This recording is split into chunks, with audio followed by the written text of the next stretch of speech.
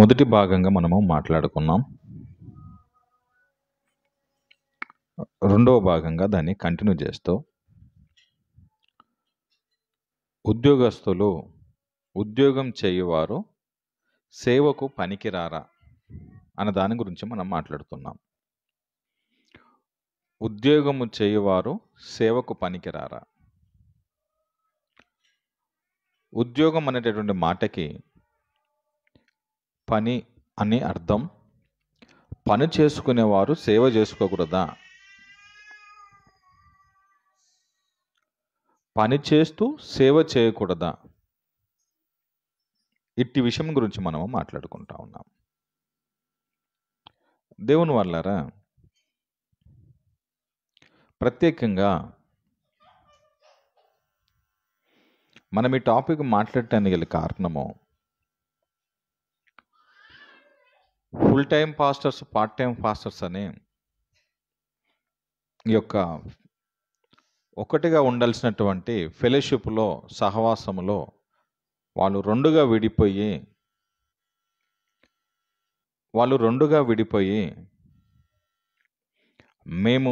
మేము మాత్రమే దేవుని సేవ చేస్తున్నాము, మీరు లేరు అని వీరిని కించపరిచినట్టుగా,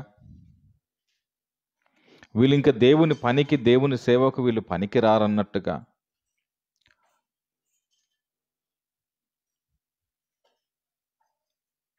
వాళ్ళే దేవుని చేత ఎన్నిక కాబడిన వారిగా ఒక ప్రత్యేకమైనటువంటి గుర్తింపు కోసము ఒక గొప్పవారిగా, ఇంకా వాళ్ళే వాక్యం పట్ల మేధావులుగా ప్రయత్నం చేశారు. అప్పుడు రెండుగా విడిపోయింది ప్రత్యేకంగా ఈ ప్రాంతంలో. అందుకని ఎవరు ఫుల్ టైం చేస్తున్నారు అనే దాని గురించి మనం మాట్లాడుతున్నాం.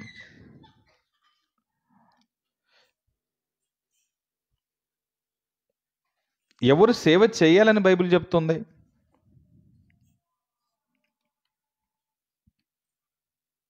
మనం పోయిన వారం మాట్లాడుకున్నాం, ప్రతి వారిని ఆయన శిష్యులుగా చేయాలి అని,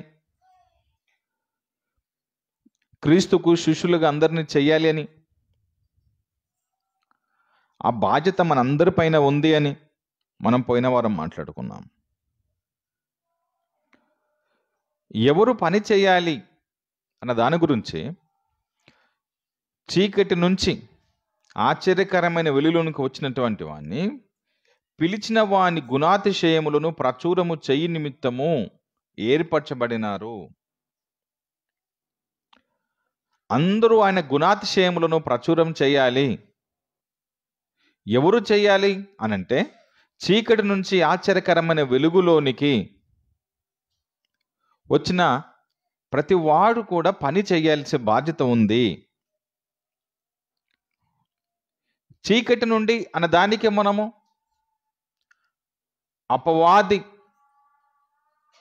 అపవాది అధికారములో నుండి దేవుని వెలుగులోనికి వచ్చిన ప్రతివాడు కూడా ఆయన పని చేయాల్సి ఉంది. దీనికి ప్రత్యేకంగా అభిషేకాలు అంటూ కానీ, వీళ్ళు ప్రత్యేకంగా వీలే సేవకులంటూ కానీ, ఇంకా వీలే గుర్తింపు పొందిన వాళ్ళు వీళ్ళు మాత్రమే చేయాలంటేటువంటి కానీ బైబిల్ ఎక్కడ సమర్థించదు. చూడండి, పేతురు రాసినటువంటి మొదటి పత్రిక 2వ అధ్యాయము 9వ మాటలో దీన్ని మనము చూసుకొని మనం ముందుకు వెళ్దాం.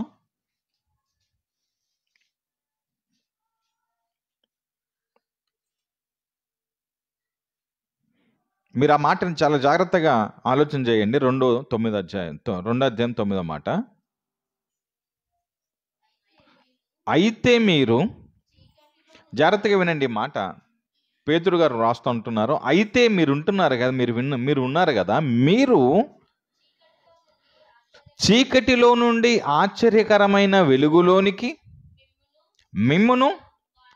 మిమ్మును పిలిచిన వాని గుణాతిశయములను, మిమ్మును చీకటి నుండి ఆశ్చర్యకరమైన వెలుగులోనికి పిలిచిన వాని గుణాతిశయములను ప్రచురము చెయ్యి నిమిత్తము మీరెవరున్నారు తెలుసా? చీకటి నుంచి వెలుగులోనికి వచ్చిన మీరంతా దేవుని గుణాతిశయములను ప్రచురము చేయటానికి ఏర్పరచబడిన వారు మీరు అందరూ అన్నాడు. ఎవరు? ఎంతమంది? కేవలము సేవకులు అని చెప్పుకున్నటువంటి వాళ్ళు మాత్రమేనా చీకటి నుంచి వెలుగులోనికి పిలువబడింది? వీళ్ళు ప్రత్యేకంగా పిలుపు అంటూ ఒకటి ఉంది అని, ప్రత్యేకంగా దేవుడు మమ్మల్ని పిలిచాడు అని, మాకు స్వరూపంగా మాట్లాడాడని, ఆయన స్వరం మేము చెవులారా విన్నామని, ఇవన్నీ డంబపు మాటలు. ఎందుకనంటే బైబుల్ అంటాది, దేవుడు మాట్లాడితే నరుడు బ్రతకలేడు, ఆయన స్వరము వింటే నరుడు బ్రతకలేడు. ఈ క్లారిటీ ఉండాలి ఫస్ట్. ఆయన ఎప్పుడునూ ఎవరితోనూ ఏ కాలమందైనను ఆయన ఎవరితో మాట్లాడాలను లేదు. ఆయన స్వరము ఆయనను చూడను లేదు. ఆయన స్వరమును ఎవరూ వినలేరు దేవుంది. ఇది మనం చెప్తున్నది కాదు. నా దగ్గర ఉన్నటువంటి బైబిలే మీ దగ్గర ఉంది. ఇది ఏంటిదంటే దేవుడు నన్ను పిలిచాడు అని చెప్పుకుంటే మనుషుల దగ్గర ఓహో గొప్పవారుగా పిలువబడటానికి దేవుడు వీళ్ళని పిలిచాడంట, దేవుడే పిలిచినటువంటి మనిషి అంట, ఇతను ఎంత గొప్పోడు అని సమాజం అనుకోవాలని, అందుకు మాత్రమే దేవుడు మమ్మల్ని పిలిచాడని పదాలు వాడుతున్నారు తప్ప బైబిల్లో ఎక్కడ అలా పిలుస్తానని కానీ లేదు. ఏ కాలమైందైనను ఆయన స్వరము వినను లేదు, ఆయన స్వరూపమును చూడను లేదు. ఇది ఫైనల్.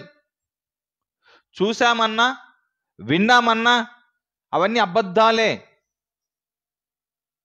నీ గొప్పల కోసం నువ్వు చెప్పుకుంటున్నటువంటి ప్రయత్నాలు ఇవన్నీ నేను మంచివాణ్ణి మంచిదాన్ని అని చెప్పుకోవడం కోసం ప్రయత్నాలు తప్ప దేవుడు ఎప్పుడు ఎవరితో కనబడాడు, ఎవరితో మాట్లాడాడు. ఎందుకు కనబడాలి, ఎందుకు మాట్లాడాలి?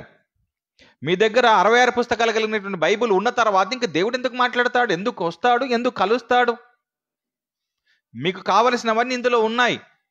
మనం దీంట్లో నుంచి చదువుకోవాలి, ఎలా ఉండాలో, ఎలా జీవించాలో నేర్చుకొని అలా బ్రతకాలి, అంతే.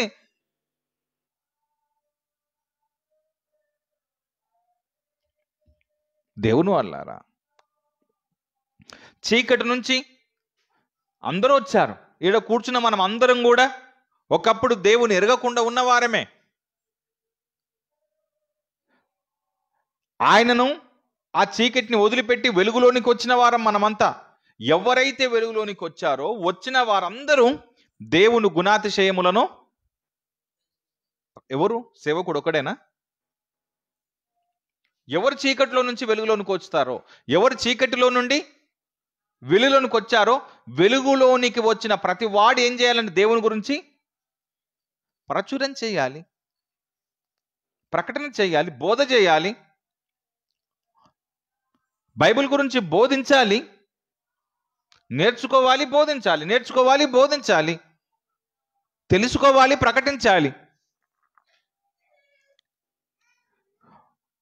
మరి ఉద్యోగస్తులు చెయ్యొచ్చా? ఇదే కదా సమస్య. మనము లాస్ట్ వీక్ మనం మాట్లాడుకున్నాం, పోయిన వారం మనం మాట్లాడుకున్నాం ఏంటి? నువ్వు చెమట కార్చి ఆహారమును తిందువు, ప్రయాసముతో. ఆదాముతో చెప్పాడు దేవుడు, నువ్వు ప్రయాసపడాలి, నువ్వు చెమట కార్చాలి. నీకు ఆహారము కావాలి అనంటే, నీకు ఆహారం కావాలి అనంటే నువ్వు కష్టపడాలి, శ్రమపడాలి, ప్రయాసపడాలి.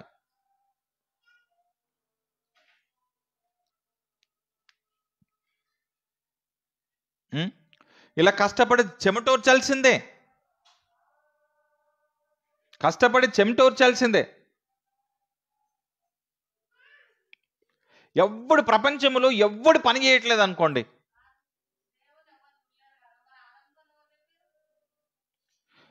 అందుకనే నేను లాస్ట్ వీక్ మీరు కొన్నిసార్లు మిస్ అయ్యారు ఈ టాపిక్లో.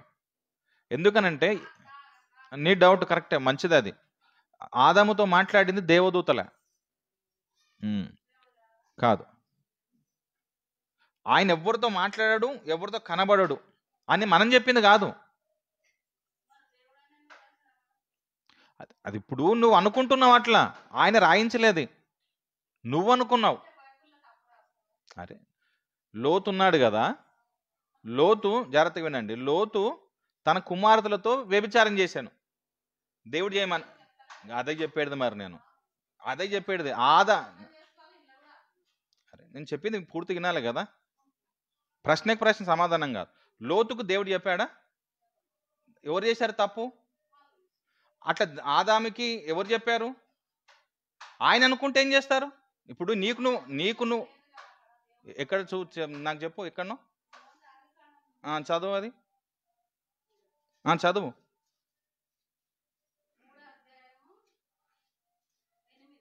చదువు, నువ్వు చదువు, డౌట్ నీకు కదా.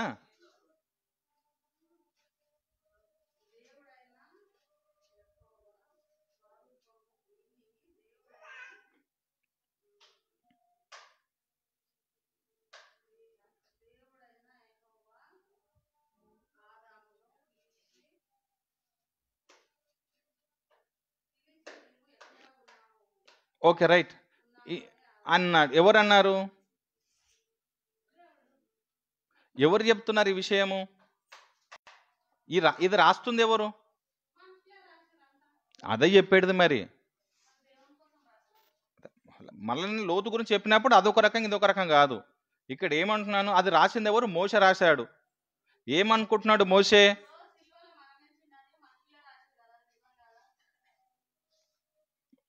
నీకు వాక్యం పైన అందుకనే మనకి ఏంటంటే పూర్తి జ్ఞానం ఉండాలి. నేను చెప్పేది పూర్తిగా వినే ప్రయత్నం చేయండి మీరు. ఇది రాస్తుంది ఎవరు? మోషే రాశాడు. ఏమని రాస్తున్నాడు? దేవుడు ఆదాముతో మాట్లాడాను అని అనుకుంటున్నాడు. అదే చెప్పాడు. అట్లా కాదు, బైబిల్ పైన అందుకే ఆ నాలెడ్జ్ కావాలంటున్నాను నేను. మోషే తన ఆలోచనను అక్కడ రాస్తున్నాడు, ఆదాముతో అలా మాట్లాడాను. అందుకనే యేసుప్రభు ఏమంటాడు? దేవుణ్ణి ఎవడు చూడలేదు అని యేసుప్రభువే అంటాడు. మరి ఏది కరెక్టు? యేసుప్రభు చెప్తున్న మాట ఏంటిది? మరి ఏం చూసావు అని నీకు నువ్వు అక్కడ ఉన్నది అట్లా లేదు. అది అట్లా లేదు. నువ్వు ఊహించుకోవటం తప్పు. యేసుప్రభు అబద్ధమవుతుంది అప్పుడు. ఎందుకంటే మన సొంతగా ఆలోచన చేసినప్పుడు అది పొరపాటు అవుతుంది. ఎప్పుడు అట్లా ఉండదు. బైబిల్ ఎప్పుడు ఒకటే రకంగా ఉంటుంది. ఎందుకంటే సరే, దేవుని చూసారా లేదనేది ఒక టాపిక్. అది నేను ఆల్రెడీ చెప్పాను నేను మీకు, మీరు అలా లేరు. తిరిగి మనం నెక్స్ట్ సండే మనం మాట్లాడుకుందాం అదే టాపిక్. దేవుని చూసామా లేదా అనేది నెక్స్ట్ సండే మనము, మీరు మిస్ కాకుండా ఉండండి, మనం మాట్లాడుకుందాం అదే టాపిక్, సేమ్ టాపిక్ని. అయితే దేవుని ఎవరు చూడలేదు. ఇక్కడ దేవుడైన యెహోవా, జాగ్రత్తగా వినండి మరలా. దేవుడు ఎవరు అనంట? ఎవరు? యేసుప్రభువా యెహోవానా? రైట్, ఈ క్లారిటీ మనకు ఉండాలి ఫస్ట్. ఓకే, అయితే ఈయనను ఎవరు చూడలేదు. యేసుక్రీస్తుని చూశారంటే యేసుక్రీస్తుని అందరూ చూశారు. యేసుప్రభుతో అందరూ మాట్లాడారు. యేసుప్రభు మన కోసం మరణించాడు, మన పాపాల కోసం మరణించాడు. మనం పరలోకాలకి వెళ్ళాలి అని అంటే యేసుప్రభువే మనకి మార్గము. ఈ క్లారిటీ ఉండాలి. దేవునికి యేసుక్రీస్తుకి ఆ క్లారిటీ మనకు ఉండాలి ఫస్ట్. ఆయన అంటున్నాడు, ఆయనను ఎవరు చూడలేదు, తండ్రిని ఎవరు చూడలేదు. అయితే దేవుని సేవ చేయటానికి వస్తున్న వీళ్ళందరూ ఏమంటున్నారంటే, మాకు తండ్రి కనబడ్డాడు, మాకు యెహోవాని దిగివచ్చి మాతో మాట్లాడాడు, మమ్మల్ని సేవకు పిలిచాడు, మమ్మల్ని రమ్మన్నాడు అని అంటే, బైబిల్ ఏమంటుందంటే అలా ఎప్పుడు పిలవదు. ఎవరు ప్రకటించాలి దేవుని వాక్యమునంటే, చీకటి నుంచి ఆశ్చర్యకరమైన వెలుగులోనికి ఎవరైతే వస్తారో, అనగా నువ్వు ఇంతకుముందు బాప్తిస్మం తీసుకోలేదు, తీసుకొని నీవు బాప్తిస్మం తీసుకున్న తర్వాత ఆయన వెలుగులోనికి నువ్వు వచ్చావు కాబట్టి వెలుగులోనికి వచ్చిన నీవు దేవుని పనిలో ఉండాలి. ఎవరు చెయ్యాలి? సేవకుడు ఒక్కడే చేయాలనా అంటే సేవకుడు కాదు, అందరూ సేవకులే బైబిల్ అంటుంది. ఇక్కడ ఎవరు లేదు, తారతమ్యం ఏం లేదు. అందరూ దేవుని పనిలో ఉండాల్సిందే. దేవుని పనిలో ఉంటున్న వారు పని చేసుకోవచ్చా అనే దాని మీద మాట్లాడుతున్నాం. ఇప్పుడు ఏమైంది అంటే, కొంతమంది దేవుని పని చేసుకుంటూ దేవుని సువార్తను ప్రకటిస్తూ వాక్యాన్ని ప్రకటిస్తూ వాళ్ళందరూ కూడా మిల్కి దేవుని పని చేస్తూ వాళ్ళందరూ కూడా ప్రకటిస్తూ ఉంటే, మరికొంతమంది మీరు పని చేయకూడదు, ఖాళీ వాక్యమును ప్రకటించుకుంటూ పోవాలి, బోధించుకుంటూ పోవాలి అనుకున్నప్పుడు మండలంలో, మొయినాబాద్ మండలంలో ఒక 50 మంది 50 మంది 60 మంది విడిపోయారు రెండుగా. ఒకరు మేము ఫుల్ టైం అని, ఒకటేమో పార్ట్ టైం అని. మీరు పార్ట్ టైం వాళ్ళు మా దాంట్లో కలవద్దని ఒకరికొకరు రెండుగా విడిపోయారు వాళ్ళు. మరి వాళ్ళు పని చేసుకుంటూ దేవుని సేవ చేయటంలో తప్పేముంది? వాక్యం ఏమంటుందంటే, నువ్వు చెమట కార్చి నువ్వు ఆహారాన్ని పండించాలి, నువ్వు తినాలి. ఇప్పుడు మీరు ఆకాశ పక్షులను చూడండి, అవి విత్తవు కొయ్యవు, దేవుడు మిమ్మల్ని అలానే పోషిస్తాడు కదా అని అంటే, మరి ఇంక పని ఎందుకు చేసుకోవాలి? ఆ వాక్యం ఉంది కదా, మరి దాన్ని పట్టుకొని మనం బ్రతకొచ్చు కదా, ఇంకా పనులు ఎందుకు చేసుకోవాలి? పనులు చేయాల్సిన అవసరం ఏమైనా ఉందా? ఇంకా మనకు ఇక్కడ ఆదాముకు చెప్పినటువంటి నియమమును అక్కడ రాయబడిన మాటకు రెండిటికి మధ్యలో ఉన్నటువంటి వ్యత్యాసం ఏంది, క్లారిటీ ఏంది అనేది మనకు తెలియాలి. దానిపైన పూర్తి అవగాహన మనకు రావాలి, ఏంటిది అని, ఎందుకు ఆ మాట అన్నాడు అని. అయితే మీరు చూడండి, ప్రసంగి గ్రంథము 2వ అధ్యాయం 24 ఎంత మంచి మాట ఉందో. ఇక్కడ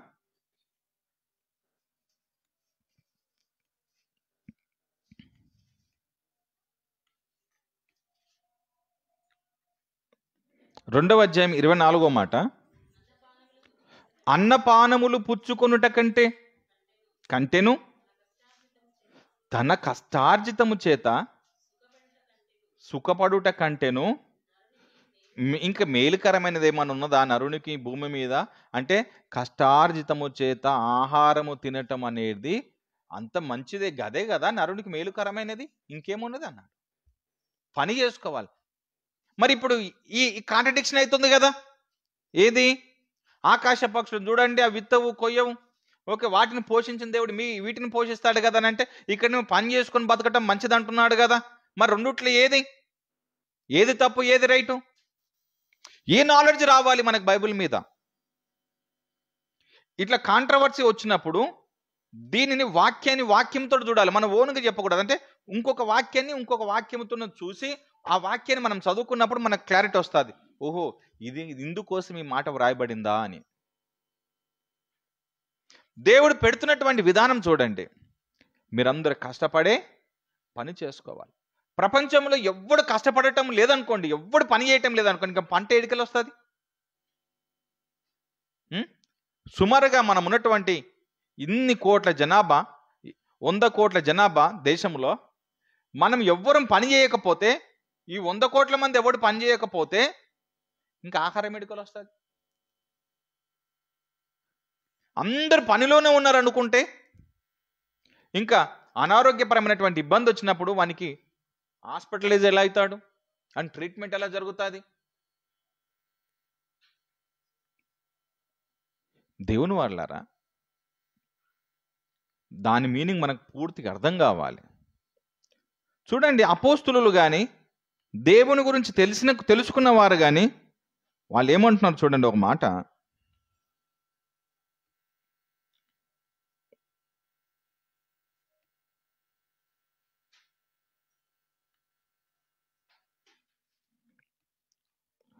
ఓకే, వాళ్ళు చేసినటువంటి విధానం ఎలా ఉంది చూడండి. అపోస్తల కార్యములు 20వ అధ్యాయము 33 నుంచి 35 వాక్యాలలో,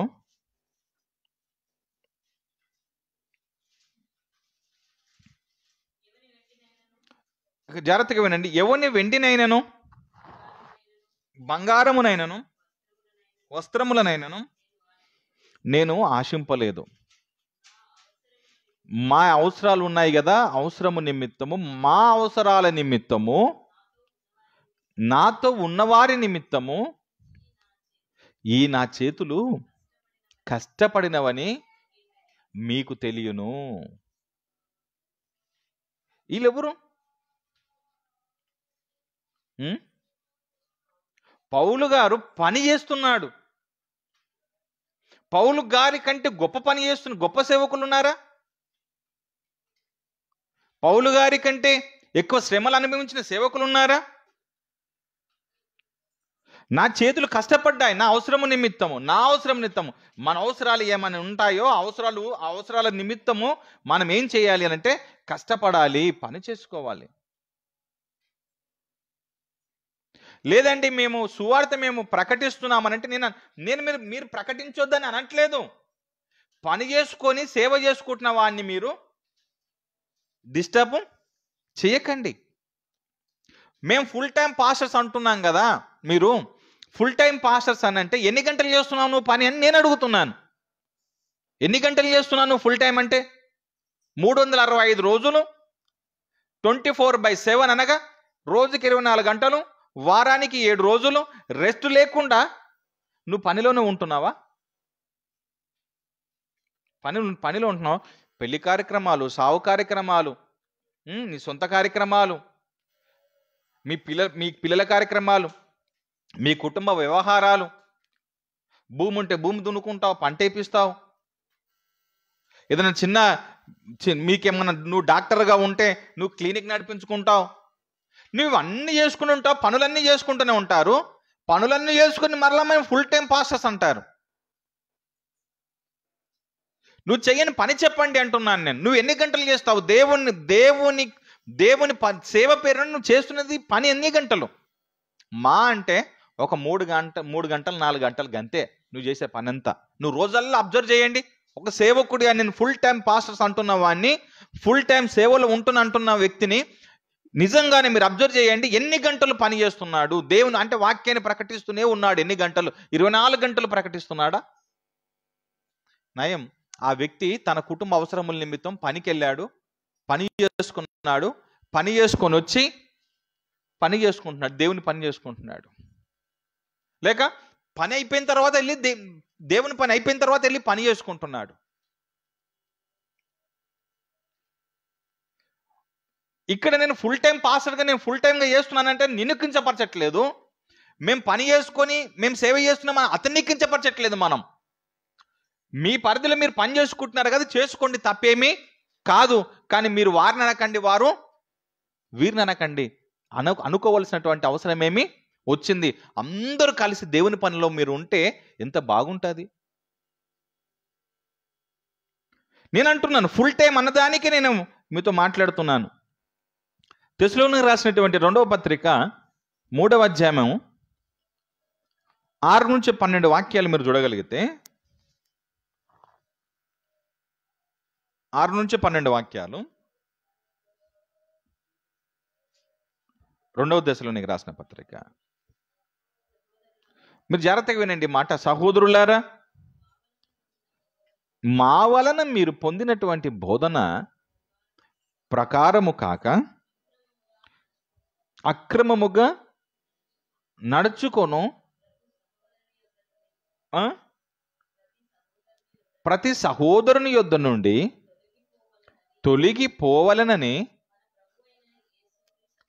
మన ప్రభువైన యేసుక్రీస్తు పేరట మీకు ఆజ్ఞాపిస్తున్నాము. ఎలాగంటే, ఎలాగూ మమ్మల్ని పోలి, పౌలు మాట్లాడుతున్న చూడండి, ఎలాగూ మమ్మల్ని పోలి నడుచుకొనవలనో మీకే తెలియను. మేము మీ మధ్యను మేము మీ మధ్యలా మేము అక్రమంగా నడుచుకొనలేదు.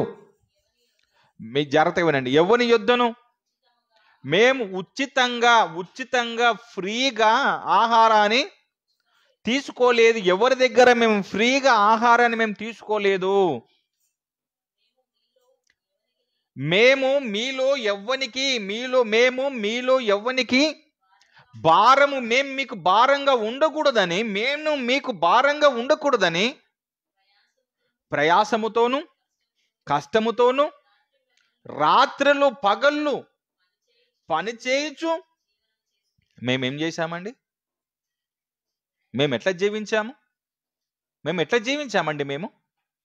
యేసుక్రీస్తుకు సంబంధించిన విషయాలు ప్రకటిస్తూ, దేవుని గురించిన విషయాలు ప్రకటిస్తూ, దేవుని కోసం వీళ్ళు ప్రాణ త్యాగానం చేయటానికి కూడా సిద్ధపడి వీళ్ళు అంటున్న మాట ఏం తెలుసా? మేము అక్రమంగా నడుచుకోలేదు.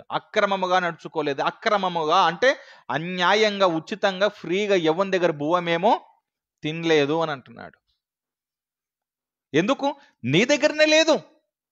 విశ్వాసులే పేదవాళ్ళు.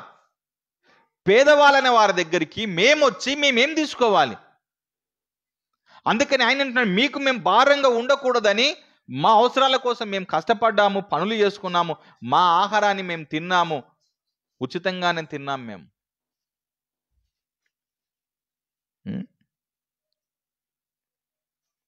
కష్టపడని వారికి, అక్కడ ఉంది, కంటిన్యూ చేయండి అన్నమాట.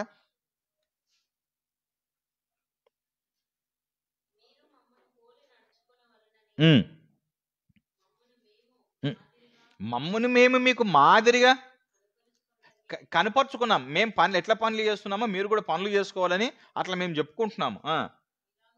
ఇలాగ చేసేతిమి కానీ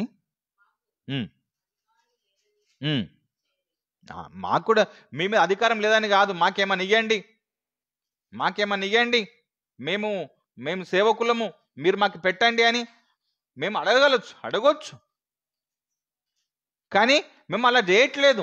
ఎందుకు చేయట్లేదు అంటే మాకు శక్తి ఉంది, మాకు బలం ఉంది. వృద్ధాప్య దశలోనికి వెళ్ళినప్పుడు సంఘంగా మీరు చూసుకోండి, బాధ్యత మీరు పోషించండి, తగిన ఆహారాన్ని ఇవ్వండి, పట్టడన్నం ఇవ్వండి. విశ్వాసులుగా ఆయన మాటలు, దేవుని మాటలు ప్రకటిస్తున్నందుకు ఆ సేవకునికి తగినటువంటి ఏర్పాట్లు చేయండి. రక్తము శరీరంలో ప్రవహిస్తుంది, శరీరం మీద ముడతలు రాలేదు, బలంగానే ఉన్నాము. కానీ ఒక బలహీనమైనటువంటి, అంటే వృద్ధాప్య దశలోనికి వెళ్ళినటువంటి వృద్ధురాలి పైన ఆధారపడితే, బలవంతుడు బలహీనుల పైన ఆధారపడితే ఏం ప్రయోజనం? ఆమెకే పట్టడి అన్నం పెట్టాలి కదా. అందుకని అపోస్తులు ఇలాంటి సేవ చేశారు. మీరు పని చేసుకోండి, 10 రూపాయలు నీ దగ్గర ఉంటే విశ్వాసులకు ఇవ్వండి. ఆ విశ్వాసులు కూడా చెప్పండి ఏంటంటే, ఎవరి మీద ఎవరు డిపెండ్ కాకుండా అందరూ ఎవరి పనులు వాళ్ళు చేసుకుంటూ దేవుని పనిని కొనసాగించండి అని. పని చెయ్యని వానికి తినే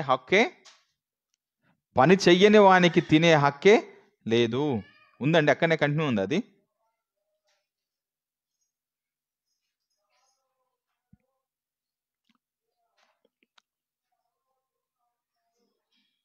ఓకే, అదే పాయింట్లోనే ఇంకా మేము అలా చేసామనంటే,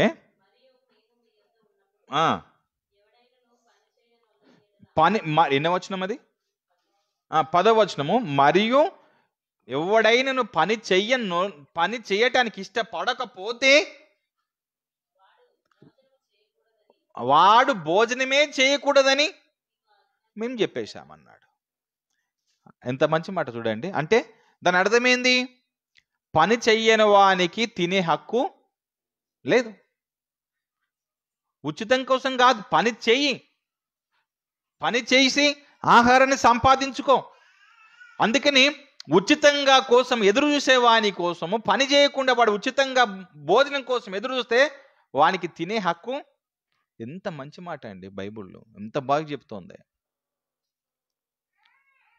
నీ శరీరములో బలం ఉన్నంత వరకు, రక్తం ఉన్నంత వరకు, బలంగా ఉన్నంత వరకు కష్టపడు, పని చేయి.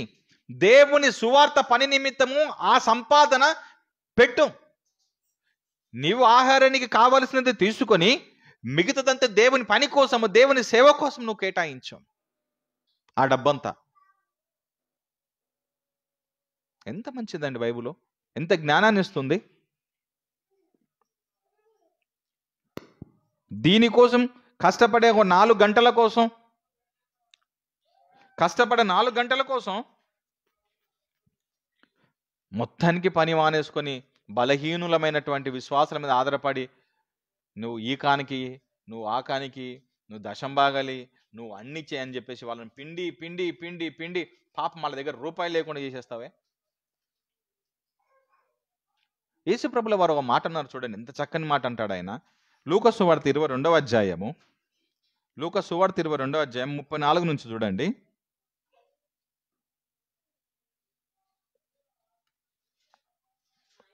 ఆయన ఉం? ఆయన పేతురు ఆ, ముమ్మారు చెప్పు వరకు నేను కోడి కుయ్యదని మీతో చెప్పుచున్నాను అనెను. మరియు ఆయన, ఇప్పుడు ఇక్కడ చూడ ఎంత మంచి మాట, మరియు ఆయన సంచియు జాలయు చెప్పులును లేకుండా నేను మిమ్మల్ని పంపాను. ప్రభు అంటున్నాడు, నేను మిమ్మల్ని పంపాను నా శిష్యులారా. మీకు ఏమేమి లేనప్పుడు, సంచి లేనప్పుడు, జాలయు చెప్పులు లేనప్పుడు నేను మిమ్మల్ని పంపాను. అప్పుడు మీకేమైనా కొదువయ్యిందా, తక్కువ అయ్యిందా అని అడిగాడు. వారిని అడగగా వారు అన్నారు, ఏమి తక్కువ కాలేదు, మాకు అన్ని సమృద్ధిగానే ఉన్నాయి. నువ్వు చెప్పావు, నీ మాట మేము వెళ్ళాం, మాకు అందరు పట్టడి అన్నం పెట్టారు, అన్ని రకాలుగా మంచి సవలతులు అన్నీ మాకు బాగున్నాయని అన్నారు. అందుకు ఇప్పుడు యేసుప్రభు ఏమన్నా తెలుసు, నేను మరణించబోతున్నాను. దాని మీనింగ్ ఏంటంటే ఆయన ఇంకా శిలువ మరణానికి ఎక్కబోతున్నాడు. ఇంకా శిష్యులందరూ ఇంకా తండ్రి లేని వారుగా మిగిలిపోతారు, వాళ్ళంతా అనాథాలుగా మిగిలిపోతారు. ఇప్పుడు ఆయన ఇస్తున్నటువంటి ఎక్స్ప్లెనేషన్, వాళ్ళకి చెప్తున్నటువంటి అర్థం చూడండి, మీనింగ్ చూడండి ఎంత బాగుంటుందో, లేదా ఆ మాట వినండి ఎంత బాగుంటుందో. గనుక అందుకాయన ఇప్పుడైతే సంచి గలవాడు, సంచున్నోడు ఇంట్లోనే సంచి పెట్టి పోకూడదు కాదు, సంచి తీసుకోవాలి, జాలయు తీసుకొని వెళ్ళిపోవాలి. ఇప్పుడు అర్థమైంది అంటే, మీరు సేవకి వెళ్తున్నారు కదా, ఇప్పుడు సేవకి వెళ్తున్నప్పుడు మీరు ఏం చేయాలంటే, మీరు అన్ని సిద్ధం, దాని అర్థమైంది ఇంత సంచి తీసుకొని పోమని కాదు దాని మీనింగ్. మీరు సిద్ధపడే, మీరు పనికి ఇప్పుడు వెళ్ళండి. మీరంతా కత్తి లేనివాడు, ఇప్పుడు కత్తి అనగా ఇప్పుడు మనము ఏ కత్తి అనుకోవాలి, బట్టలు నమ్మి కత్తులు కొనుక్కోమన్నాడు. ఈ మీనింగ్ మనకు అంత బైబుల్ని మనం దాన్ని ఛేదించి దాన్ని విభజించేంత నాలెడ్జ్ని మనం సంపాదించుకోవాలి దీనిపైన. ఏంటి బట్టలు నమ్మి కత్తి ఎందుకు కొనుక్కోమన్నాడు? ఆయన కత్తి చేత పట్టుకున్న వాడే కత్తి చేత చేస్తాడన్నాడు. ఇప్పుడు బట్టలు నమ్మి కత్తి ఎందుకు కొనమంటున్నాడు అంటే దీంట్లో క్లారిటీ రావాలి మనకి. అదే అంటున్నాను, మనము ఓన్ ఇంటర్ప్రిటేషన్ రాంగ్ అంటున్నాను నేను. మనకి ఏమున్నా కానీ కూడా ఒక వాక్యానికి వచ్చినట్టు ఇంకో వాక్యంతో మనము చూడాలి. మనం ఎప్పుడైనా సరే ఓనుగా 66 అనగా ఆది కాండం నుంచి ప్రకటన గ్రంథం వరకు ఉన్నటువంటి ఈ పేజీలను తీయకూడదు, కలపకూడదు. అందులోకి మన ప్రశ్న వచ్చింది కదా, ఇప్పుడు ఏంది అనేది మళ్ళీ దాంట్లోనే చూడాలి. చూస్తే మనకు ఆన్సర్ అనేది వస్తుంది. దీని అర్థము మీరు జాగ్రత్తగా వినండి. నేను మిమ్మల్ని ఆహారానికి నేను మిమ్మల్ని పంపినప్పుడు మీకు ఏమైనా కొదువైందంటే ఏం కొదవ కాలేదు. అయితే ఇప్పుడు ఏం తెలుసా, నేను శిలువ మరణానికి వెళ్ళిపోతాను, ఇంకా నేను చనిపోబోతాను, ఇంకా మీరు ఒంటరిగా మిగులుతారు. కానీ మీరు ఏం చేయాలి తెలుసా, మీరు సిద్ధపడే, మీరు సేవకు మీరు వెళ్ళిపోవాలి. అంటే మనమే ఆహారాన్ని సిద్ధం చేసుకోవాలి, మనమే అన్ని రకాలుగా సిద్ధపడే మన పనిలో ఉండాలి. మనం ఒక గ్రామానికి మనం సేవకి వెళ్తున్నామనంటే, లేదా ఒకరింటికి మనం వాక్యం ప్రకటించడానికి వెళ్తున్నామనంటే, వాళ్ళ ఇంటి దగ్గర ఏమైనా ఉంటదేమో, అమ్మ మేము ఇంటికి వస్తున్నాము, పాస్టర్గా మేము ఇంటికి వస్తున్నాము, మీరు మాకేం చేసి పెడతారని అనకూడదు. ఇక బహుశా వాళ్ళ దగ్గర ఉంటుందా లేదా, వాళ్ళ దగ్గర ఆహారం ఏమైనా ఉందా లేదా, అయ్యో వాళ్ళ పరిస్థితి పేద పరిస్థితే కదా అని నువ్వు గుర్తుపట్టి ఏం చేయాలంటే, అవసరం వస్తే నువ్వు వాళ్ళ గుడిని తీసుకొని పోయేటట్టుగా ఉండు. లేదా నువ్వు వాళ్ళకు భారంగా అసలు ఉండకూడదు. నువ్వు వాక్యం చెప్పి దేవుని మాటలు అందించి నువ్వు ప్రార్థన చేసేసి మరలా రిటర్న్ వచ్చేసి వాళ్ళ పరిస్థితులు ఏమో నువ్వు అబ్జర్వ్ చేసుకుని వెళ్ళిపోవాలి. ఇంతటి జ్ఞానాన్ని ఇచ్చాడు దేవుడు. ఎవరు చేయాలి ఇదంతానంటే, సంఘంగా ఉంటున్నటువంటి ప్రతి విశ్వాసి, అందరం విశ్వాసులమే. నేను గొప్ప మీరు గొప్ప అంటే ఏం లేదు, అందరం విశ్వాసులమైన మనం అందరము ఆయన పని చేసుకోవడంలో తప్పేమీ లేదు. ఒక ఆమె చూడండి మిషన్ కుట్టుకుంటుంది, ఎంత బాగుంటుంది చూడండి. ఒక ఆమె మిషనే కుట్టుకుంటుంది.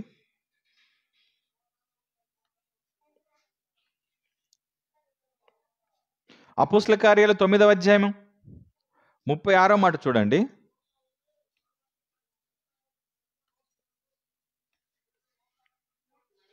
మరియు తబిత అనేటటువంటి ఒక శిష్యురాలు ఉందండి. ఆమెకు దోర్క అనేటటువంటి పేరు. ఆమె సత్క్రియలు మంచి క్రియలు ధర్మ కార్యములను ఆమె బహుగా చేసి ఉండెను. ఆ దినములయందు ఆమె కాయిలపడి చనిపోగా ఆ శవాన్ని కడిగి మేడగదిలో పరుండబెట్టారు. ఉమ్, ఉమ్, ఉమ్. విని ఉమ్, తడువు చేయక ఉమ్, ఉమ్, పంపేశారు. పేతురు లేచి వారితో కూడా వెళ్ళి ఆ, ఉమ్, ఉమ్. మీకు జాగ్రత్తగా వినండి. విధవరాన్లందరూ తబిత గురించి ఏడ్చుచూ వాళ్ళతో ఆమె ఉన్నప్పుడు కుట్టిన అంగీలు ఉన్నాయి కదా, కుట్టిన అంగీలు వస్త్రములను ఇంతమంది అండి. ఎవరండి వీళ్ళందరూ? ఎవరు చూపిస్తున్నారు?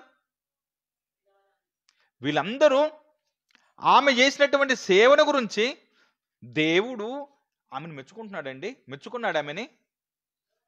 ఆమె ఏం చేసిందనంట? బట్టలను, అంగీలను, వస్త్రాలను కుట్టిందంట. విధవరాండ్లు వచ్చారట, అందరూ చూపుచూ ఏడుస్తున్నారంట వాళ్ళంతా. మరి ఈమె ఈమె ఈమె ఈమె కూడా సేవ చేయుచుంది కదా, శిష్యురాలు కదా. శిష్యురాలు అంటే అర్థం ఏందనుకుంటాను? ఈమె దేవుని పనిలో ఉన్నది. ఈమె కూడా దేవుని పనిలో ఉన్నది. భగవాన్ దాస్ గారు అయితే చిల్డ్రన్ మినిస్ట్రీ అంటూ, వృద్ధుల మినిస్ట్రీ అంటూ, ఇది అంటూ, అది అంటూ, బట్టలు అంటూ, భోజనాలు అంటూ, ఈ తబితలాగా అన్ని కార్యక్రమాలు చెప్పిస్తూ ఉంటుంటాడు ఆయన.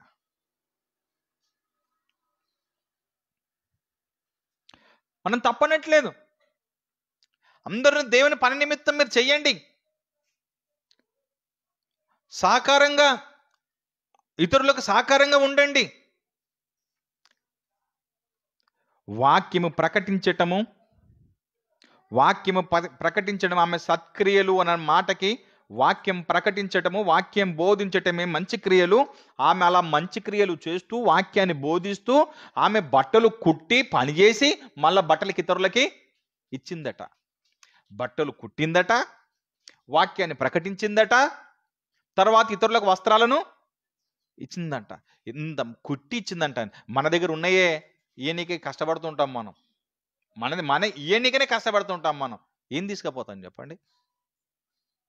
ఎందరో వస్తుంటారు మైకులు వేసుకొని కదండి. మనం ఇయ్యటానికి ఆయాసం, ఇబ్బంది తెలుసా అండి మనకి?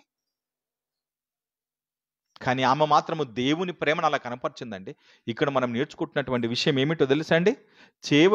సేవ చేస్తూ మిషను కుట్టుకుంటూ, ఓకే, ఇతరులకు ఆ బట్టల్ని ఇస్తూ తగినటువంటి సహాయం చేస్తుంది కదా ఆమె.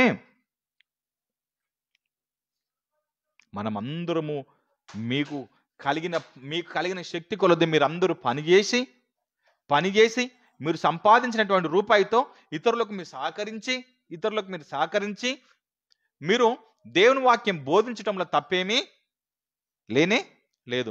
అంత మాత్రం దీనికోసము మీరు ఫుల్ టైం అంటూ, మేము పార్ట్ టైం అంటూ రెండుగా విడగొట్టి వాళ్ళందరినీ మనుషుల మీద అందరూ భారంగా ఉంచేసేసి సేవకులందరూ ఎట్లా కనబడుతున్నారు అంటే, మీ ఇంటికి వస్తే ఏమిస్తారు? మా ఇంటికి వస్తే విశ్వాసాల గురించి, అమ్మ మేము మీ ఇంటికి వస్తున్నాం కదా, మీ ఇంటికి వస్తే ఏం చేయాలి మీరు? ఏమో మాకు ఇవ్వాలి. నువ్వు మా ఇంటికి వచ్చినా ఏదో ఇచ్చి పోవాలి. ఈ పరిస్థితిలో నడుస్తూ ఉంటే పాపం ఆమె దగ్గర రూపాయి ఉందా లేదా అని చూసేది ఎవరండి?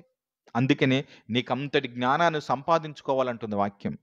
అందుకనే దేవుని వాళ్ళారా, పనిచేసి చివరి రెఫరెన్స్ చూడండి. పని చేయటం తప్పేమి కాదు అనేటటువంటి దానికి చివరికి రెఫరెన్స్ చూసుకొని మనం ముగించుకుందాం. 3వ అధ్యాయము లూకాసు వార్త 10వ అధ్యాయము 10వ వచనం నుంచి 14 వరకు. లూకాసు వార్త 3వ అధ్యాయము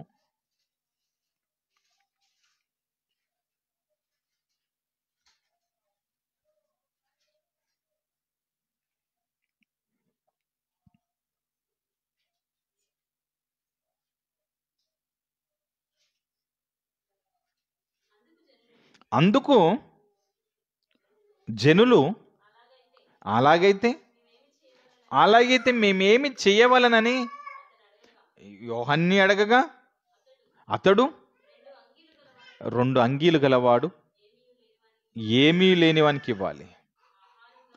ఆహారం గలవాడు అలాగూ చేయవలనని వాడితో చెప్పాను. ఆహారం ఉందా నీ దగ్గర? నీ దగ్గర పాసిపోతామని నువ్వు పెట్టుకున్నావా? అంటే దానివల్ల నువ్వే నరకం తెచ్చుకుంటావు. నువ్వు పరలోకం నువ్వే కోల్పోతావు. జాగ్రత్త. నీ అన్నం పెట్టండి పక్కల్లోకి.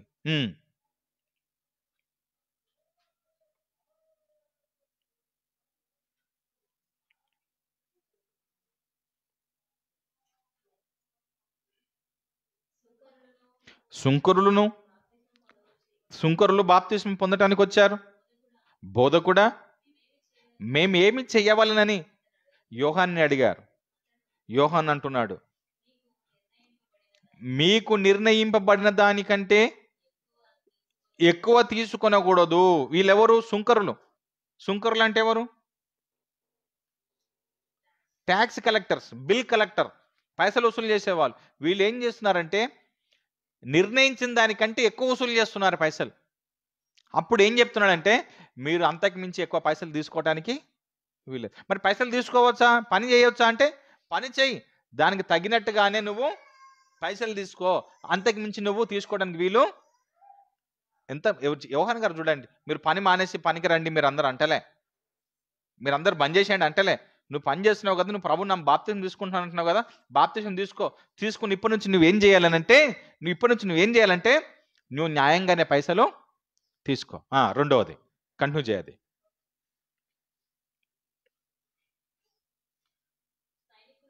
సైనికులు ఉన్నారు కదా, మేమేం చేయవాలని సైనికులు అడిగారు, మేమేం చేయాలని వాళ్ళు అడిగారు. అందుకు అతడు అన్నాడు, మీరు బాప్తిజం తీసుకుంటారు కదా, మీరు తీసుకున్న తర్వాత మీరు సైన్యములు మీరు ఉంటే మీరు ఎవ్వరిని బాధ పెట్టకయో, ఎవ్వని మీదను అపనిందలు వెయ్యకయో,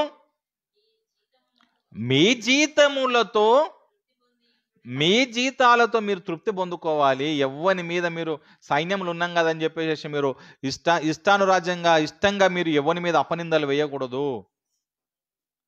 మీరు ఏం చేయాలి అంటే ఎవరి మీద నిందలు వేయకుండా మీరు ఏం చేయండి అని అంటే, మీరు బాప్తిజం తీసుకుంటారు కదా, తీసుకొని మీ డ్యూటీలు మీరు చేసుకుంటే, నువ్వు ఉద్యోగం చేస్తే ఆ ఉద్యోగంలో వచ్చినటువంటి నీ పైసలతోటి నువ్వు తృప్తి పొందకన్నా.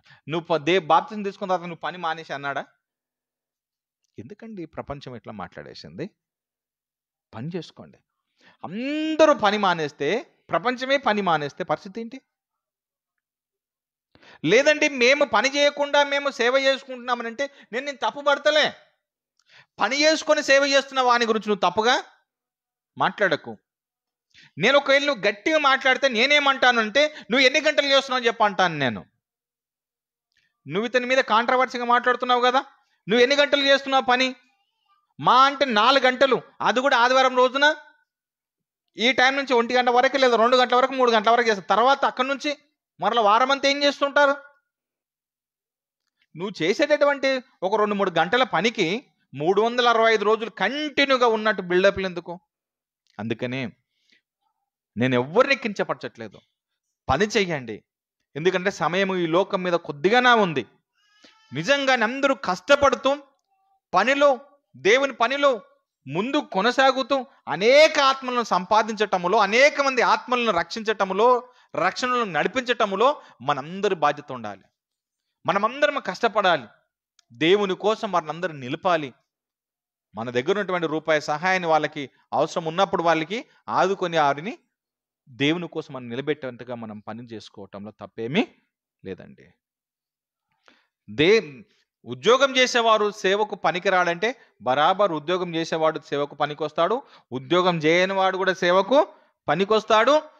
చీకటి నుంచి ఆశ్చర్యకరమైన వెలుగులోనికి వచ్చిన ప్రతి ఒక్కడు దేవుని పనిలోనే ఉండాలి. కళ్ళు మూసుకుందాం, ప్రార్థన చేసుకుందాం.